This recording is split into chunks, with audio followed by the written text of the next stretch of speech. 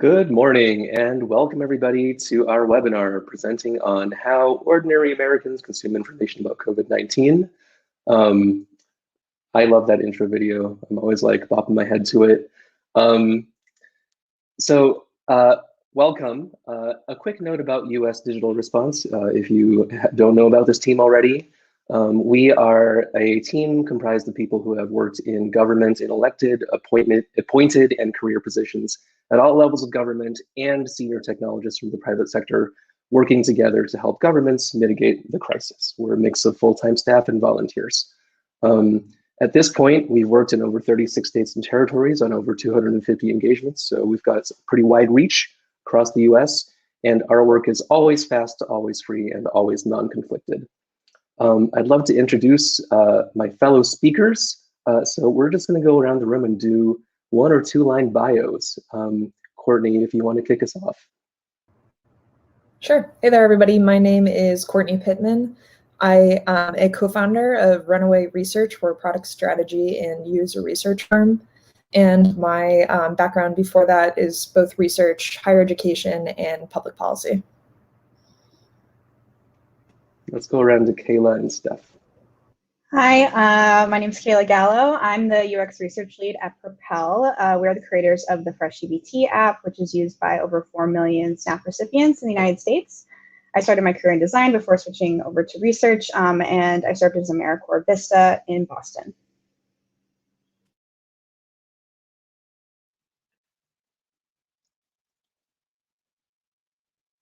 Steph, I can't hear you.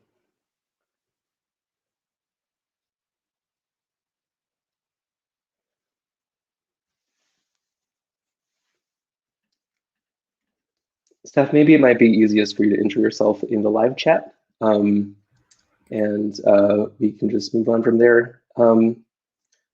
Steph is going to be supporting our conversation today in chat anyway. Hear me now? We'll just keep rolling for now. Oh yeah, there you go. Welcome back.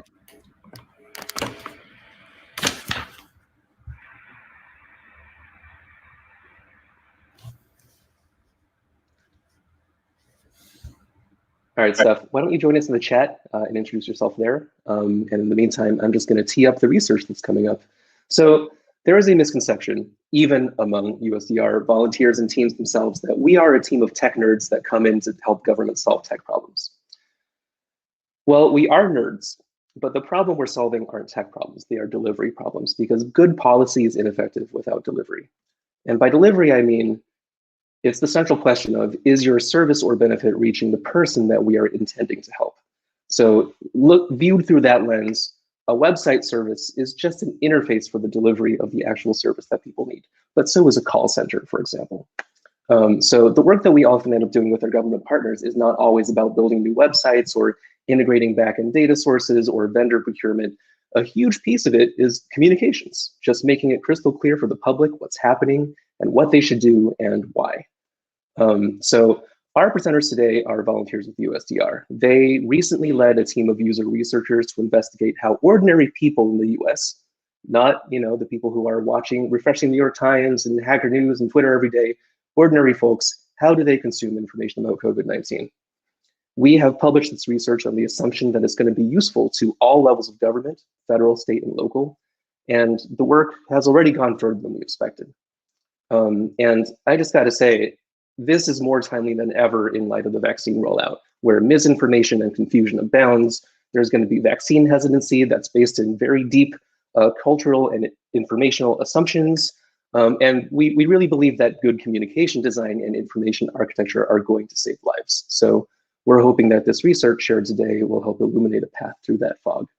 So what you're going to see today is the synthesis of 2 user research sprints. All of it was done in under 1 month.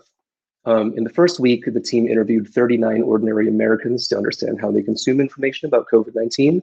And a key finding from this research prompted a second follow-up round to go deep into that topic. So today they'll share an overview of their findings. For all of our watchers out there, Kayla and Courtney are going to do most of the presenting today. So I'll be off screen in a minute. But if you're watching on YouTube, please feel free to leave comments and questions in the live chat. And Steph and Jess and I and the team will answer what we can in real time. At this point, just to get the chat warmed up, we always like it when people drop in a little hello and also where you're from. So feel free to take a minute and just say that right now. It'll make it feel more like we are all in a room together, even in virtual cyberspace. And along the way, we're also going to pick highlighted questions to take verbal Q&A for Courtney and Kayla and Steph after the main presentation. All right, I'm just going to say one more thing, one more record-keeping, house-clearing item before I open it up to Kayla and Courtney. If you are representing a government, if you work in government and you want some help, you can go to usdigitalresponse.org. We will get back to you within hours. Our work is always fast, free, and non-conflicted. Today, we're basically going to show you like a fashion runway show with the latest styles, but that's not the same thing as a bespoke, tailored plan that is appropriate for your particular state or health jurisdiction or city or county. So if you reach out to us, we can tailor a made-to-measure, bespoke communication plan for you. If you're watching and you're a volunteer, if you're interested in helping out with the crisis, go to usdigitalresponse.org and fill out the volunteer form.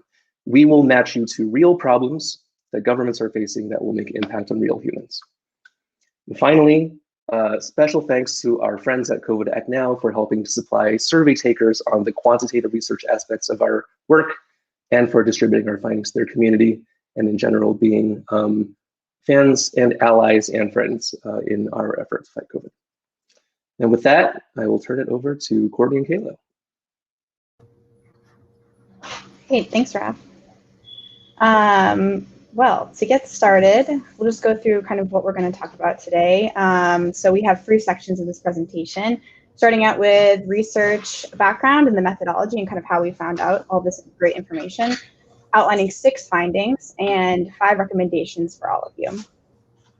And so just to start really high level, what was the goal of this research? We wanted to really inform people who are COVID information sharers and creators of communication strategies, people that you know, anybody in government, to give them frameworks and ideas on how they can prioritize key information and really get really important information out to their community.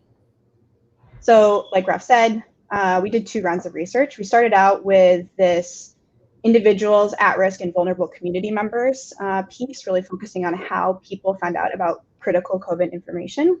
And we realized in that research actually that there was this other group, this translators group that we call them, the trusted community leaders, that they were really key. So we wanted to learn more about them and understand kind of how they were finding out information and how they were sharing it with their communities. So talking now about how we did this. So there were 3 primary research components that we did. This was across both of the research sprints. So the biggest lift was probably the interviews. So in-depth interviews with 85 people across America. We also sent out a field survey and had huge help from COVID Act Now, our partners there, to get over 1,500 responses. That helped validate the one-on-one interviews that we were having with a broader swath of America. And then finally, we had interactive tasks that we did with translators, kind of provocations that we walked through to get a better sense of what they would look for in tools to be able to share information about COVID. The timeline for this, I think both Raph and Kayla mentioned that this was a sprint, really. So we did the first round of research. The interviews were the second half of November, right before Thanksgiving. And we talked to 39 folks. And again, like what came through when we were asking questions about where do you get information and what kind of information do you want?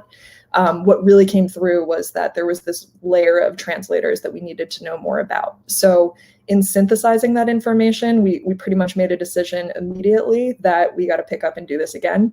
So and understand more about those translators. So starting on December 7th, we jumped into a second round of in-depth interviews with translators. We also sent out the field survey that week as well and did the activities with the translators to get feedback too.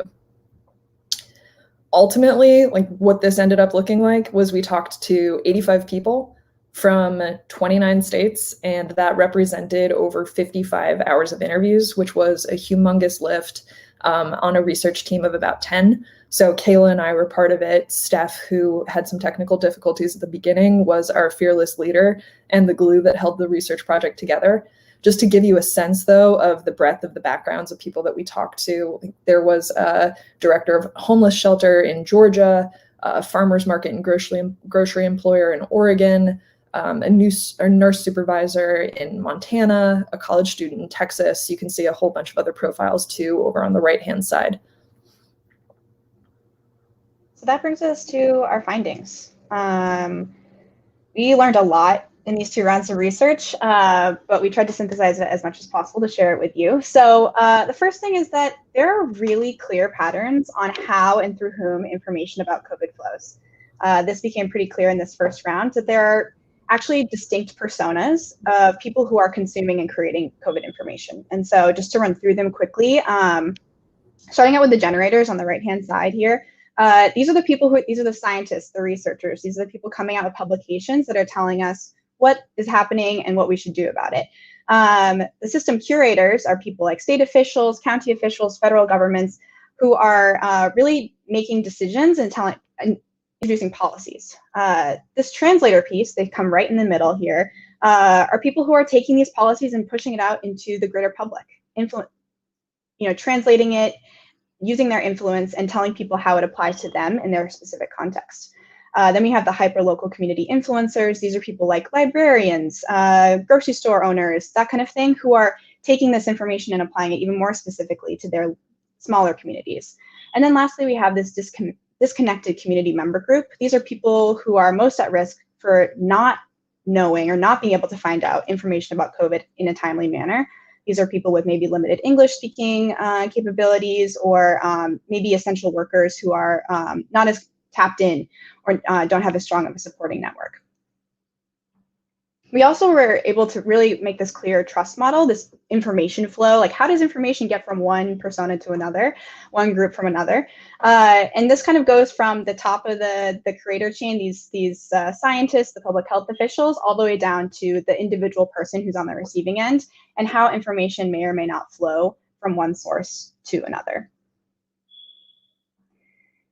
And we learned through this, through seeing and hearing all of people's different challenges and the ease and how they found out or didn't find out about information, that there was actually a pretty big disconnect between the information sources that were really trusted and the information sources that were really accessible to folks. And so you'll be able to see in this chart here that people really trust their doctor and their health provider. They're putting their health in this person's hands. This is a really critical person in their lives. And down at the bottom, in terms of trust, is social media. Now, the disconnect here is that you see your doctor maybe once or twice a year. You see your social media probably many hours throughout the day. And so while information is coming at people all the time, it's actually coming from the place that they trust the least. And this can be really anxiety inducing. People are struggling to find COVID information that's trustworthy, that they feel like they can act upon, especially when things are changing so quickly, things have been highly politicized, and they're not sure what's accurate and what's not. And so this, we heard a lot about mental health challenges throughout that first round of research, especially. This is a quote from a college student in North Carolina, just talking about how the normal things that she would do to be able to make it through and really focus on schoolwork and deal with any anxiety she might have kind of were taken away from her because of the pandemic. They're no longer accessible to her. And so how that has impacted her ability to do her work, her ability to focus on her schoolwork, her ability to just live her daily life really changed. And so this is how translators come in. This is that middle piece, that middle persona that we were talking about. They bridge the gap. They're trusted in their communities and they know their communities really well.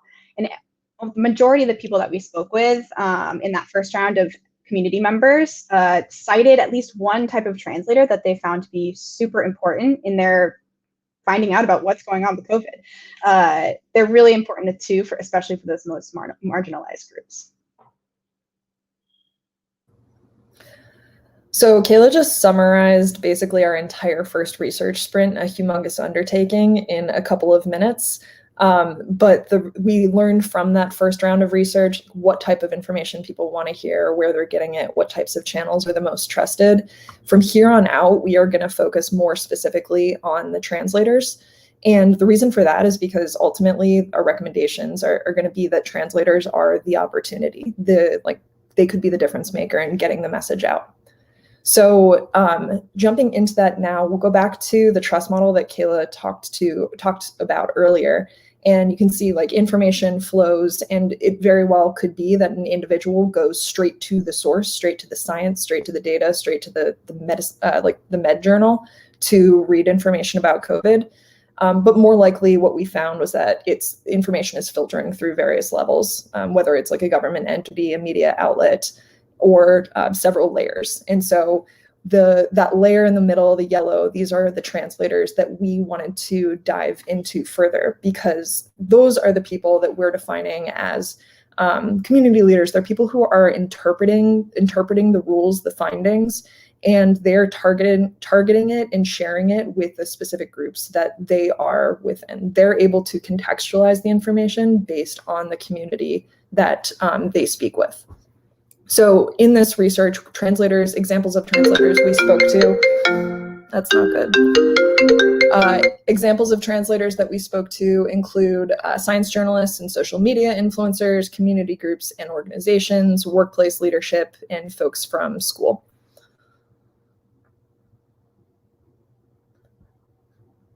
So ultimately what we found, and this is maybe not a shock to people, but translators could be anyone. So their varying levels of influence though, and decision-making power impact how they share information.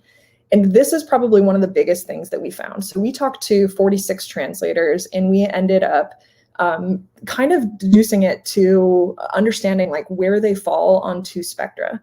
So we ended up realizing that there were two axes that we could map these various translators on to better understand them. And as a result, we ended up with 4 personas of translators: the pillars, the opinion makers, the role players, and the helpers. Now, how we came to this was from speaking with all of these various people, from workforce leaders, from teachers, religious leaders, so small business owners.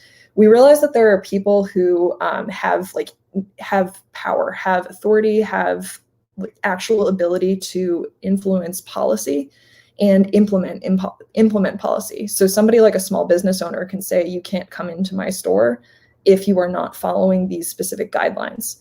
Whereas there are other folks who are sharing information about COVID left and right, but they're sharing what is recommended, but they can't necessarily uphold a policy.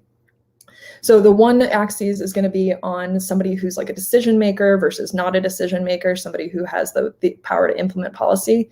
And then the other axis is whether somebody is a creative influencer, and that's somebody who's more proactive in the way that they are approaching things. So they're going after information on their own. They are perhaps tailoring it. They're perhaps like making their own version of information and taking it from a few different sources, going out of their way to share it. And then the other side of that is people who are more supportive influencers. And those are people that like, it might just tend to be their role. By nature of their role, the way that they walk around the world, they are going to be translators. So if you think of somebody who's like a social worker, for example, they're going to be answering questions and sharing information about COVID, just is a day-to-day nature of their job. So one example of somebody who is a role player translator is this quote from one of the people that we spoke with. It's somebody who in their job is on the COVID task force and was in charge, and still is in charge of sending weekly update emails to everyone on the staff. So you can see that this is somebody who is more of a decision maker. Like they're able to set policy and implement policy in their workplace, but they're not going above and beyond to change the way that people are acting outside of the workforce. So they're playing a role in their job. Unsurprisingly, with all of these different types of translators, they're also encountering different types of challenges. And this is both in finding information, so the information that they are taking in, and then also in information that they are sharing out to their communities. So just to kind of give an example of that discrepancy, a healthcare worker or a physician, somebody like might have access to a medical journal. Somebody might have access to scientific findings that they can both access, that frankly you or I probably don't have access to, and also can understand it. And that might be very relevant for the people that they're speaking with, the people that they're informing about COVID based on their stature. Versus like a mutual aid organizer, like that's not only wouldn't necessarily have access, but it's not as relevant for the populations that they're working within. So in that case, a mutual aid organizer might be pulling information from a few different sources and putting together something that is relevant for the folks that they're working with.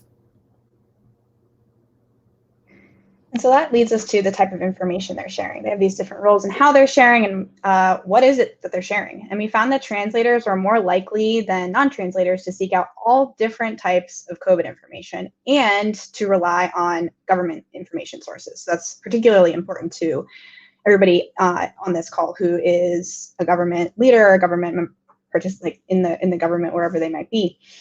And so we found out from that first round that there were 6 main categories of information that people talked about around COVID. It was rules and guidance for how to act safely, disease prevention mitigation strategies, vaccine information, testing information, statistics and trends, as well as relief and assistance, things like food insecurity or unemployment insurance and those kind of categories.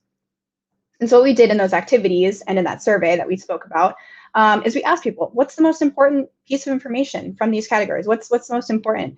And every single category was chosen at least once by somebody as being the most important. And that's really because translators are serving diverse communities. Community needs change over time. And so it really also depends on when you're asking people what's most important. And it also was a learning for us that highlighting one theme, so just particularly staying on thing that was the most interesting at the time or the most important or newest at the time, could actually be at the expense of getting people the information that they actually need in that moment. And we heard a lot about how people used information differently. So we were able to split these 6 categories into 2 groups. There's the structured data and information updates. This is like the statistics and trends, the testing information, the vaccine information. These are things that you can share with somebody, that a translator can share with somebody, and that individual can take that information and go do an action. They can do something with it. Whereas the other categories of information were a little bit more interpretive and fluid. The relief and assistance, the rules and guidance, the disease prevention. Those are things that translators can share. And then the individual needs to take on and say, how does this apply to me? Or the translator can put that level of nuance in their sharing. And we actually did the second round with translators right before the vaccine was released. So there was a lot of talk about it. The media, that's like everything. Everybody was talking about the vaccine. And so we asked folks like, hey, how does the vaccine? Is the vaccine important to your community? How are you talking about it? How are you thinking about it? And for the majority of people, they were like, yes, this is really important, but I can't do anything with it right now. There's too much unknown. I don't have enough information to share. I don't know what to tell people. And so that's just kind of like value of information, the value of a certain thing really depends on the context, what's going on, who's in need, how much information is there. Something we did hear though is that when vaccine information came, when there was enough for the translator to share, they were ready to do so, and they knew that they'd be best positioned to be able to share that with their communities. They really felt a duty and a sense of urgency to be able to do that for their community. They were also the most likely to talk about government sources of information. And so this is really critical in understanding and tailoring information. Is who are you trying to get information to? And that will influence what kind of government website, information source are people looking to get information. So we'll use 2 examples here. The educators, the school administration, they're going to be looking at the local government before the federal and the state, right? Because a lot of the local governments are making decisions about the school districts, making decisions about in-person or virtual, really impacting their day-to-day jobs.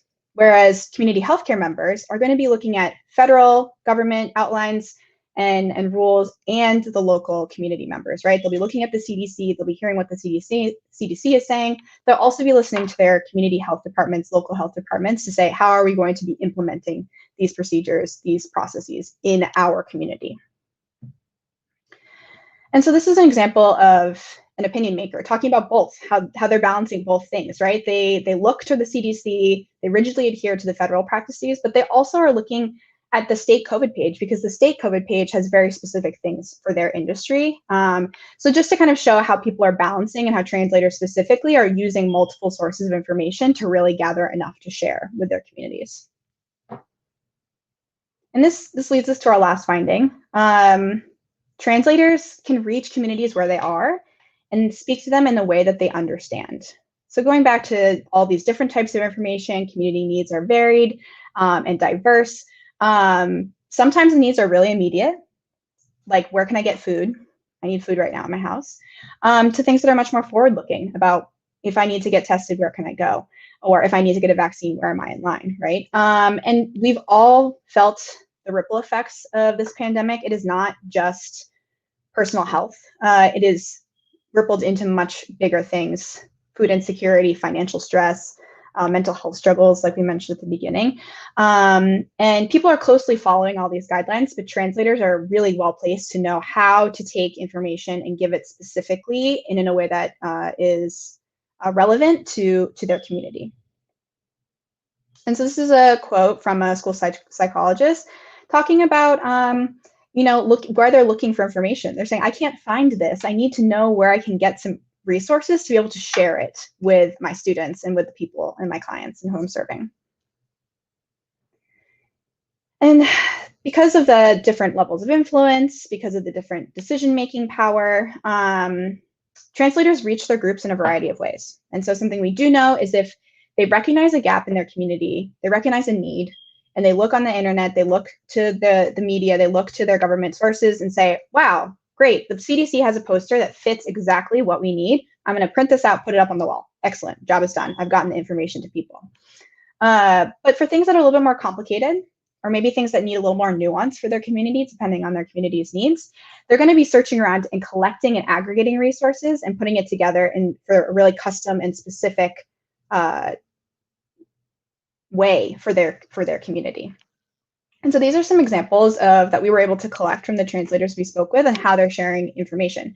So we've got here social media, people doing custom statistics and trends for their communities, like specifically their town. Text message threads, group text messages for their community group in a certain language that's needed, or certain kind of communication channels like text message updates. There's postcards and newsletters for people, like maybe you want something that's appropriate for kids, maybe you need something that's specific for your town. You're going to kind of aggregate stuff and tailor it in that way. And even informational videos, things with specific cultural touch points or references or specific language that would be relevant to that community.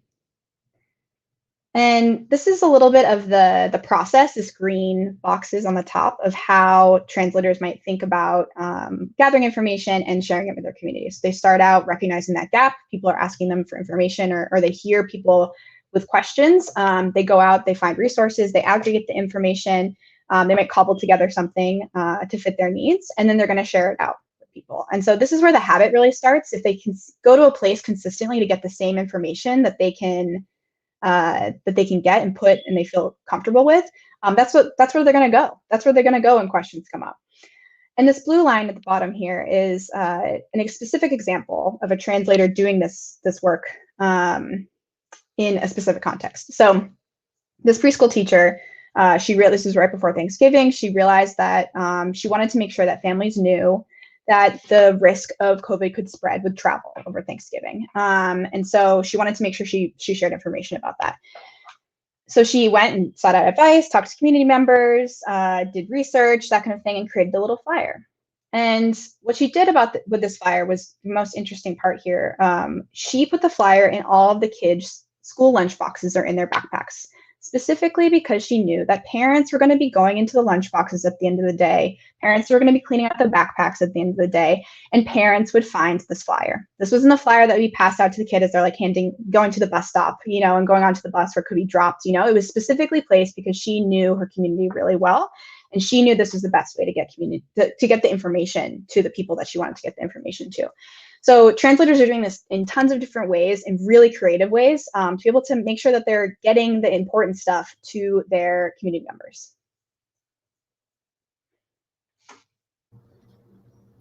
All right, let's make this tangible. So we talked through at a very high level the findings that we had from both rounds of research. We stitched those together. We talked about where everyday Americans are getting information, what types of information they are looking for, and what sources of information they trust the most. We talked about the role of translators and the crucial role of translators in getting information to the communities and getting information in a trustworthy way to the communities. and now packaging this a bit more specifically for the various people from governments that are represented here. We want to talk more specifically about what this means for you and how you can build a successful strategy for communicating about COVID. So first things first, 101, there should be a strategy. I know that this is straightforward. I know it's something I'm sure you already know, but that is like bottom line 101. You just sharing information out as it comes in was one of the more frustrating things that we heard from people, both like everyday Americans on the ground and also translators who weren't sure how information built on each other. Like if a new guideline came out, they weren't sure how it differed from a previous guideline. So making sure that there is a strategy is going to be important in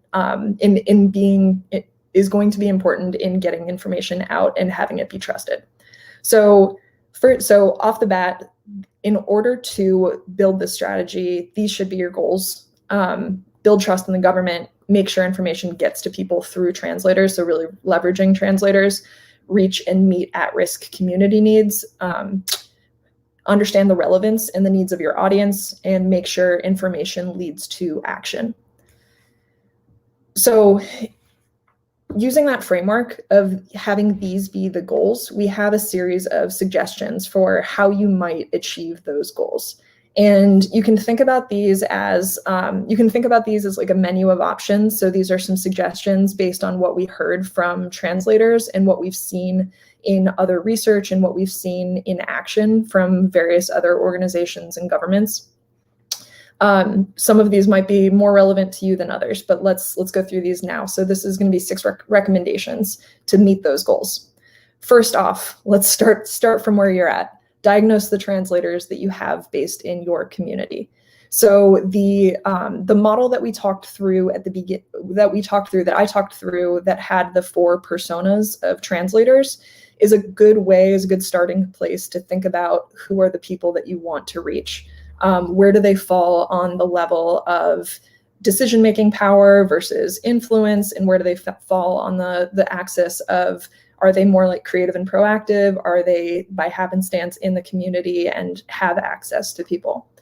So using that resource is a good way to start to understand not just the audience in your community, but who are the translators that might reach that end audience. We have these resources as part of this research. So in the shareouts that we'll have afterwards, those resources in some of these models and these frameworks that we've walked through, those will be accessible to you to walk through as well. Second up, think of translators as your primary audience and as the conduit of information to the general public. So while yes, 1000% it's going to be true that general public is consuming your communications, if you think of translators as your audience, that is going to help get information not just to the people who are actively reaching out for government information. It's also going to reach people who are perhaps harder to get to, particularly those in like at-risk communities. So in order to do that, a few examples that we saw in the wild, places where like a website homepage offers tools and content that makes it easy to share. The homepage of California's COVID-19 website, there's a shareable PSA, there's a prominent call to action, there's a toolkit with media assets for different platforms, age groups, and languages. So building something that is easy for people to pass along to their folks. Secondly, make explicit the most pressing issue from a public health perspective, but also don't lose perspective on information that is ongoing and important. And a way that we heard this come up was when we were talking to translators about information that they need the most. When we talked to them, it was the week before vaccines were coming out. And it was kind of an interesting moment of people saying, we need information about vaccines. We know that this is coming, but we don't know much about it. Yet we need this information. My community also needs information on testing, but they kind of know where that is. But it's still really important that that information is out there, because we can't lose sight of that. We can't go backwards to a place where we were at 6 months ago or whenever, when people were really scrambling around to find access to where testing sites are and where they could get to those. Third up, this is actually my favorite one. Make guidance bite-sized, modular, and easily shareable. So create clear, concise, modular content in messages that are easily shareable and engaging. And really what this means when it boils down is a lot of the particularly guidelines that come up, or the heavily scientific information about how a vaccine works, for example, is dense. We've probably all read the 19-page guidance about like new stay-at-home orders, or like new things that are in effect. And as a result, it becomes really hard for people to, like everyday folks, to be able to parse through that information. And they end up hearing about things secondhand from like a neighbor, perhaps from a translator, also from perhaps less reliable sources. And what is really crucial about making guidance bite-sized, modular, and easily shareable, you can still have the dense information, because having full information and transparency is important. But if you want to get the key aspects out that are most important to you, and you want to do it in the clearest way possible, the best way to do that is to create like small things that can be shared. So if you think about like, here is the big picture of what you need to know, and now here are the 5 things that is most important for my folks on the ground. If you build share links, if possible, something that can be easily forwarded via like texting apps, social media, email, those are all channels that translators talked about as being really crucial that they used in sharing information with their audiences. And then the other thing about it being modular is that it can be altered, not to change the results, but like something that can be a little bit more tailored to the population. So an example that is really impressive is from Advancing States. They created a toolkit that trains volunteers to make phone calls to socially isolated older folks during COVID. And the toolkit offers actionable rules of thumb, but it allows people to make customized training materials like posters or tip of the day emails. And it gives people templates to do it. It gives them the ability to make it, but more tailored to the organization's specific needs. For the next one up, empower everyone to become active sharers and enable them to reduce misinformation. So we talked before about one of the axes for translators being people who are sharing information by nature of that's how they're walking about in the world, and that's just kind of a role that they occupy. And then there are people who go above and beyond and are proactively sharing information. To the extent that we can move people to be proactively sharing information, if they're a translator, that is ideal. And also to the extent that we can activate everyday folks who are actually just like seeking out information about COVID, and now instead of them just consuming information, but get them to be sharing information, that is ideal. Now we're actually enlisting additional translators, which again it makes it easier to reach people where they are at the end of the day. Also empowers people, and everybody wants to feel empowered. These last 10 months have been an exercise in disempowerment. Finally, be transparent with what you know and don't know. So this seems intuitive, but also at the same time, it's hard. It's hard to admit what you don't know. I think that like we've learned over the last months, a lot of times we don't know what we don't know. So acknowledging that this is a challenging effort, it's still important to the extent possible to bear it in mind. And the reason is because it will allow additional flexibility and give yourself buffer room as things evolve in the future. And it'll also just help build trust in the information that you're sharing out, and it'll give people less whiplash if things change in the future. So one example that we heard from that during the translator interviews was from a pediatrician who is also happened to be the COVID task force lead at her synagogue, which had about 500 people in it in Philadelphia. And one of the things that she said was before any of the stay-at-home orders started, just like earlier in that week, she had put together with the COVID task force a series of kind of scenario planning, like what ifs, what might happen. And she had emailed them out to her entire congregation. And as a result, like one of the things that was a possibility was we might have to switch to virtual sessions. And when that happened, people were more prepared for it. It wasn't a shock. And people understood, it's kind of like wetting the ground a little bit. People understood that this might be a reality. So she had built goodwill with the people that she was speaking to, the people that she was translating for, when this actually ended up having to happen. So this was just a summary of our findings.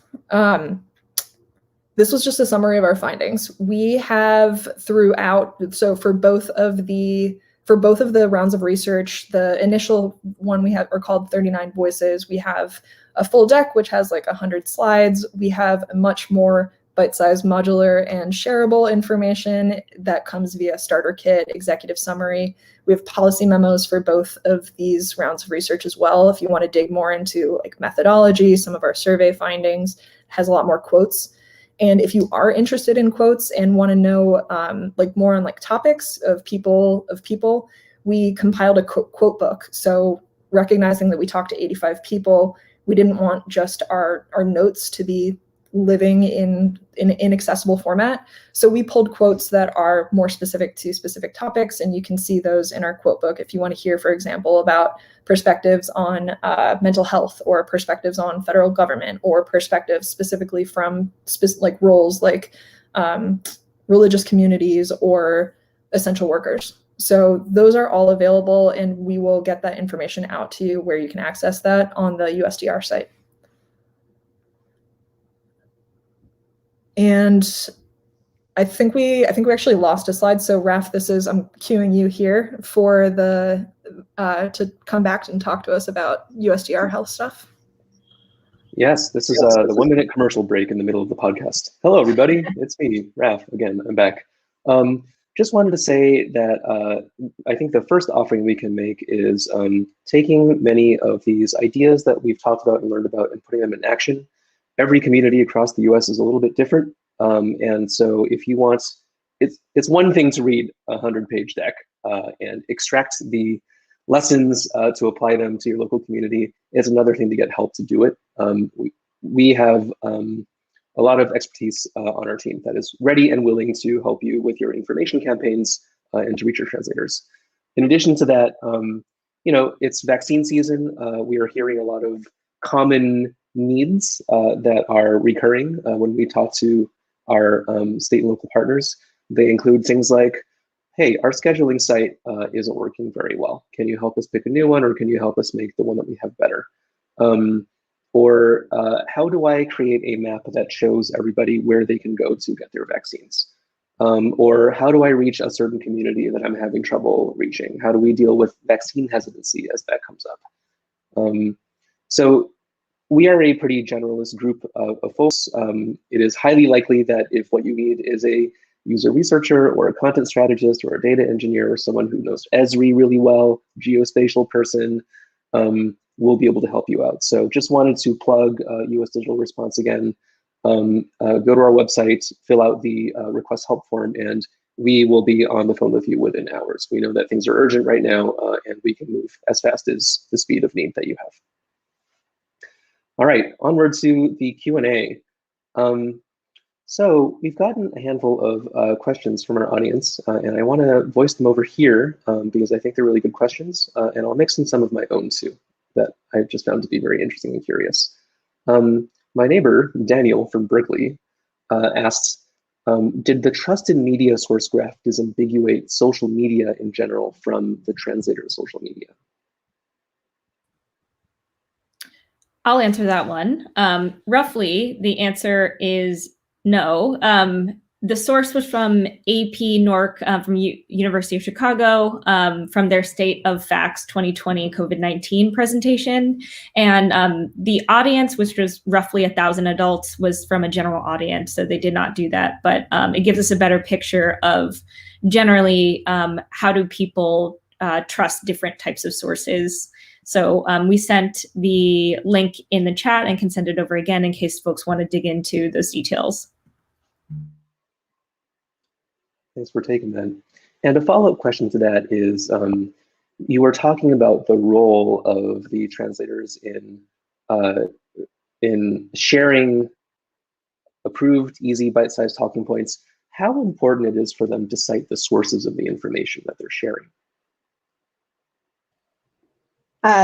Very important. I think that's like something that we heard from both the general public and from translators themselves, that having something that was linked to those creators at the CDC, research places, scientists and stuff as a source of where that information came from was like a stamp of credibility and a way to trace back where that information came from and how it came about. So yes, definitely really important for all groups.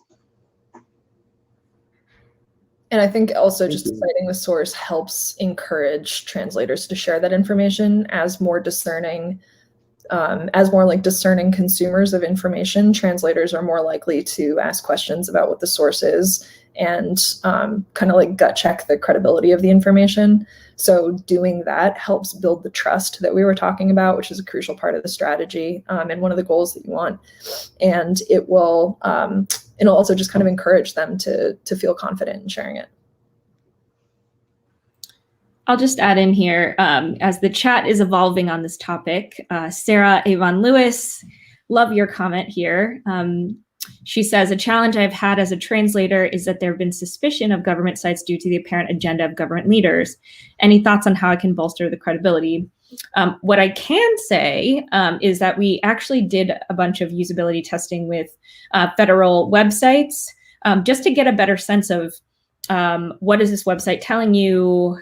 Do you trust it? If yes, why? If no, why? And to what we found was a lot of people really commented on the way that information was presented. Of course, the URL, the colors that are being used, does it look too political? Are certain words being provoked that tends to kind of lean in a political direction? So I think where the information actually is housed and how it is presented, if it comes from a more local or state level resource, a lot of people felt more comfortable kind of going there. But of course, a lot of people also trust CDC as well and have mixed feelings about that. So there's no clean answer to this, is my point.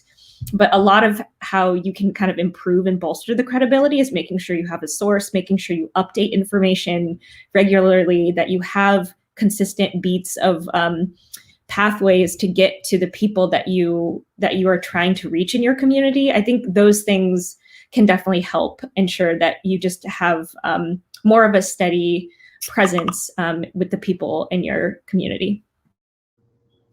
One thought that I wanted to add in there too, we talked about, Kayla talked about that she had that graph that talked about the trust from various information sources. And your doctor or health provider was the most trusted. Social media was the least trusted. That's kind of intuitive. The second most trusted source, though, was the federal health officials at an agency like CDC or FDA. And then that's followed by a state or local government. And that's not saying that the great deal of trust was not necessarily like the strongest amount of trust. I want to say that it was hovering around 50% when we dove into those numbers before.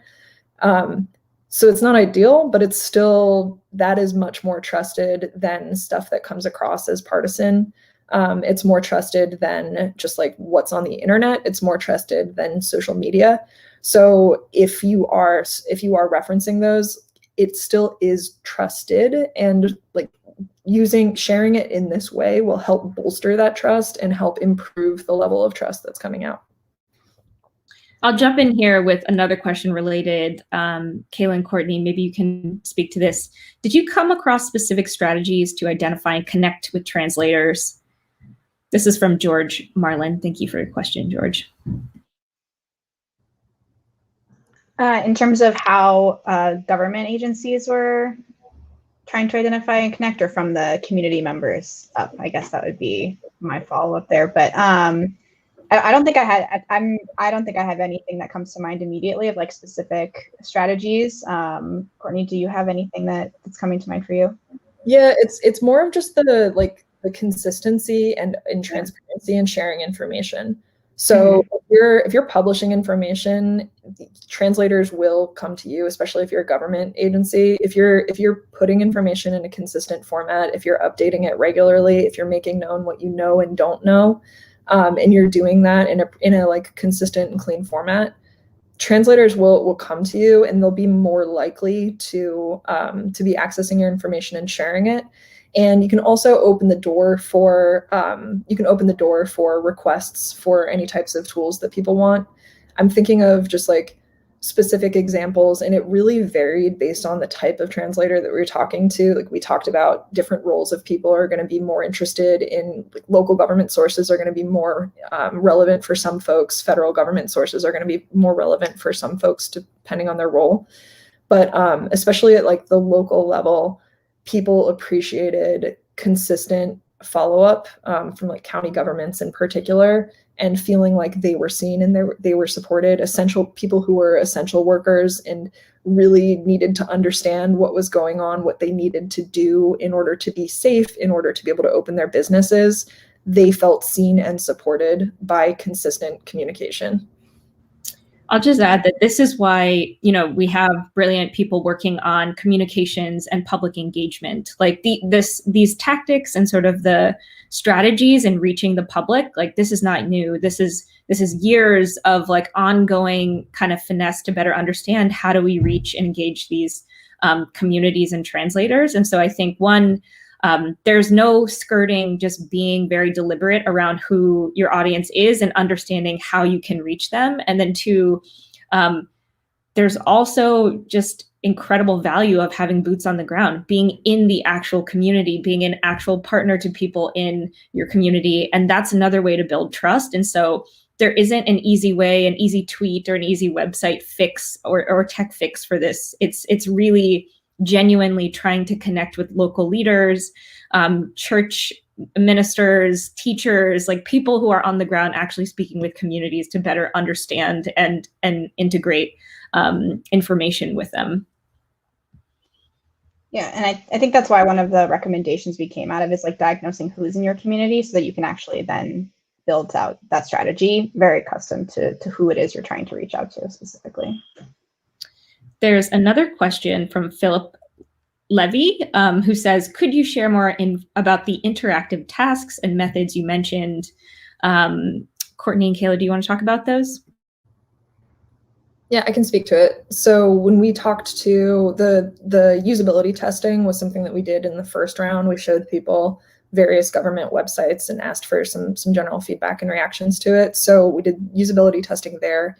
With the translators, the vast majority of them, we were able to walk through tasks where we had them prioritize various types of information. So the 6 types of information that Kayla had in a graph, like statistics, vaccine info, relief and assistance, testing info, rules and guidance, those things we had them prioritize and part of the reason for that is because we saw in the survey that there was no most important type of information. And we thought if you can only select 3, what are they? And we thought maybe that forcing people to prioritize would make them think about it a little bit differently. And ultimately, what we found was that everything was ranked number 1. Like every single source of information was ranked number 1 by at least a couple of people. Like still no trends emerged.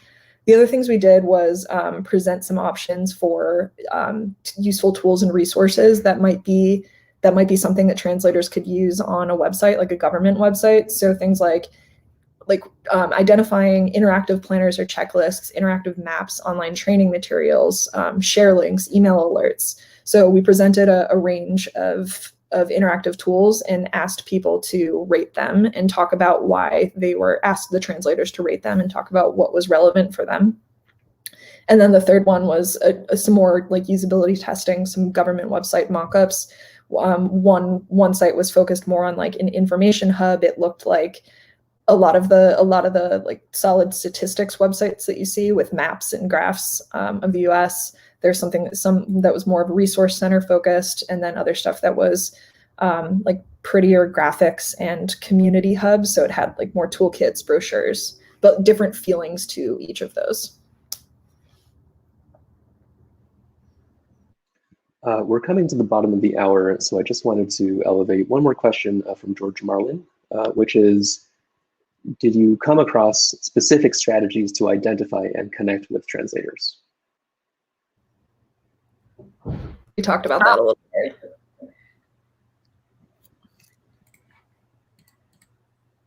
That was what we talked about that already, and it was the being consistent with them, but no one size fits all, and no immediate tech need was what Steph was talking about. One of the most crucial things is just making sure that you're embedded on the ground within the community, and that you're interacting and understanding what's going on there. Thanks for recapping that. Yeah. All right. I think we're at time, folks. Thank you so much, everybody, for joining us. Thanks to our speakers for presenting the wonderful research that they did. I'll just say one more time, like a broken record, USDR is here to help if you are a government, and we are here to be a vehicle to connect you to governments if you are a volunteer and wish to help a government around the US with any of their needs. So visit our website. There are ways to sign up for both sides of the fence. And thanks again for attending. This was a lot of fun. And we'll see you at our next event.